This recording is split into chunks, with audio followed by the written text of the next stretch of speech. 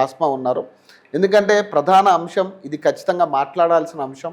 సమాజంలో అసలు పరిస్థితులు ఎట్లా తయారవుతూ ఉన్నాయి, మనుషులు ఎట్లా తయారవుతూ ఉన్నారు, అసలు ఏ అంశాన్ని లేవనెత్తాలి, ఏ అంశాన్ని లేవనెత్తకూడదు అనే కనీస జ్ఞానం మీడియా మిత్రులకైనా ఉండాలి.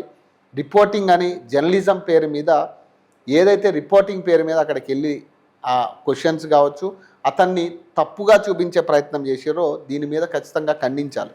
సో ప్రస్తుతం మాట్లాడదాం. నమస్తే. నమస్తే. చూసావా వీడియో? చూసిన. చాలా ట్రోలింగ్ నడుస్తుంది కదా. ఇక్కడ ఆశ్చర్యం ఏంటంటే అన్న, అక్కడ ఒక బన్ను గురించి ఇంత చర్చ జరుగుతుంది కానీ అదే సమ్మక్క సారక్క జాతరలో ఒక అమ్మాయిని రేప్ చేసిరు. ఆ రేప్ కేసు విషయం మాత్రం ఎందుకు బయటకు వస్తలేదో అర్థమైతలేదు. అంటే అది రాజకీయ కోణంలో పోయింది కాబట్టి ఆ ఇష్యూని బయటికి తీసుకొస్తలేరు. ఇక్కడ ఒక ముస్లిం ఈ బన్నులు అమ్ముతున్నాడు కాబట్టి ఇక్కడ కూడా మొత్తం మతాలని మత విద్వేషాలను రెచ్చగొట్టుకుంటా కావాలనే వీళ్ళు రాజకీయం చేస్తున్నారు దీన్ని. అంటే ఇప్పుడు ఒక జాతరలో ముస్లిమ్స్ అనేది రావద్దా? మేము కూడా మా కురుమూర్తి జాతరకి వెళ్తాం. నేను 100 సార్లు చెప్పిన. మా ఊరు పక్క పొంటే చాలా గ్రాండ్గా జరుగుతుంది, 1 నెల రోజుల జాతర. మేము చిన్నప్పటి నుంచి నాకు అలవాటు. మేమే కాదు, మా పేరెంట్స్ వెళ్ళేటోళ్ళు, అసలు మా ముస్లిమ్స్ అందరు వెళ్తారు కురుమూర్తి జాతరకి. అంత మాత్రాన వీళ్ళు ఏమనుకుంటారు అంటే హిందూస్ జాతర దగ్గర హిందూసే ఉండాలా, ఇప్పుడు దర్గాల దగ్గర కేవలం ముస్లింలే ఉంటారా?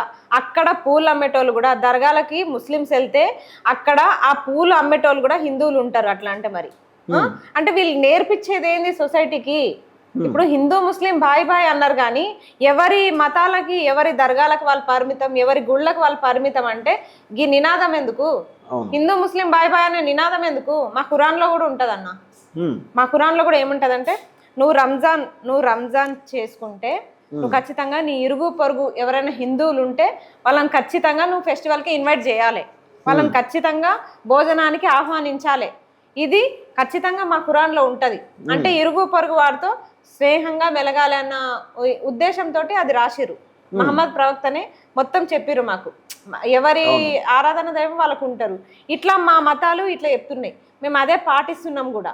ఇప్పుడు ఎక్కడో ఒక దగ్గర జరిగిన దానికి మీరు అన్ని మతాలని కులాలని అన్నిటినీ తీసుకొచ్చి లాగి, అంటే ఒక నిరుపేద వ్యక్తి ఆయన ఒక చిరు వ్యాపారి అక్కడ బనులు అమ్ముకోవడం తప్ప అది కూడా తప్పేనా?